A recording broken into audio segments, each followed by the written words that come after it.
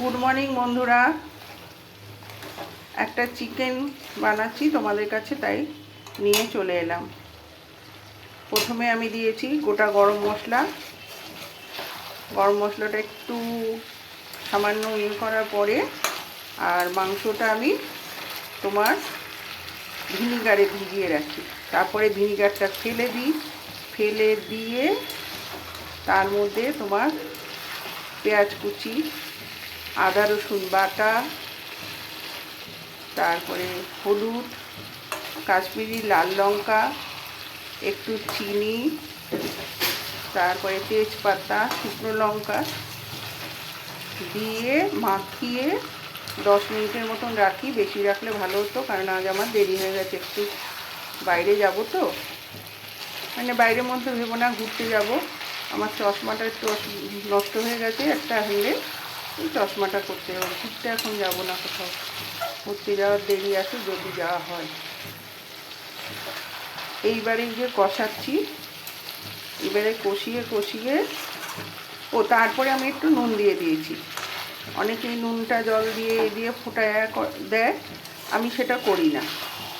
আমি একটুখানি এরপরে নুনটা দিয়ে দিই। এবারে নুনটা দিয়ে এই কষাচ্ছি।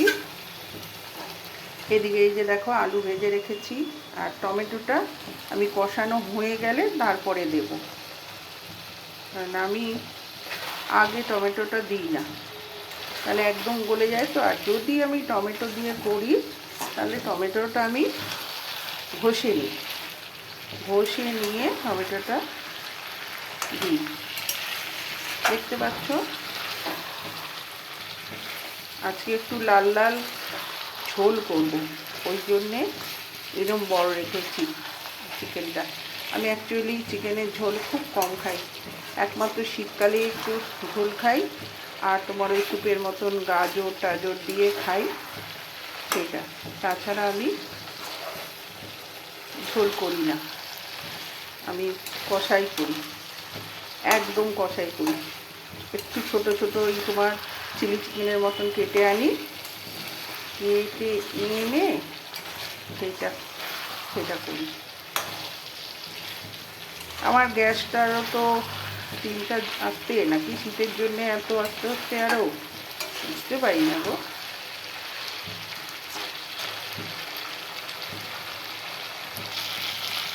এই দেখো বন্ধুরা, তেল থেকে তেলটা ছেড়ে এসেছে, দেখতে পাচ্ছ?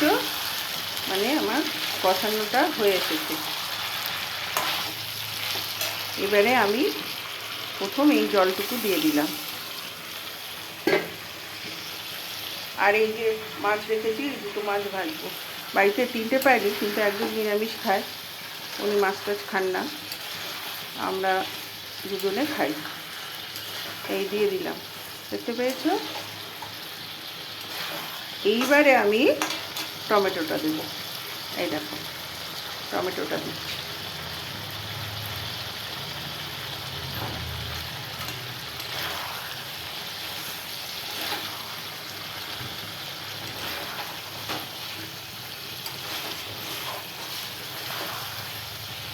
এই জলটা একটু টেনে নিলে, জলটা যদি না টানে তাহলে তোমার কাঁচা মশলা, একটু মশলা ছিল তোর মধ্যে, গন্ধ বেরোবে,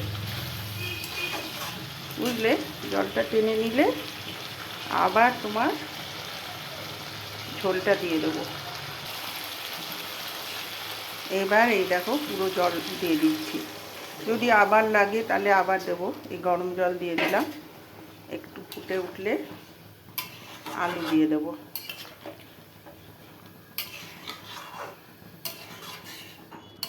কেমন লাগছে তোমাদের আমার চিকেনের লাল লাল ঝোলটা? সবাই একটু জানিও, লাইক শেয়ার কমেন্ট করো, নালে আমি তোমাদের সাথে একসাথে পথ চলবো কি করে? তাহলে তো আমাকে স্টপ হয়ে যেতে হবে, যদি কেউ না তোমরা আমাকে পথ চলার জায়গা করে দাও। তোমরা জায়গা করলেই তো আমি যেতে পারবো, নালে কি কেউ যেতে পারে একা একা পথ? বলো না।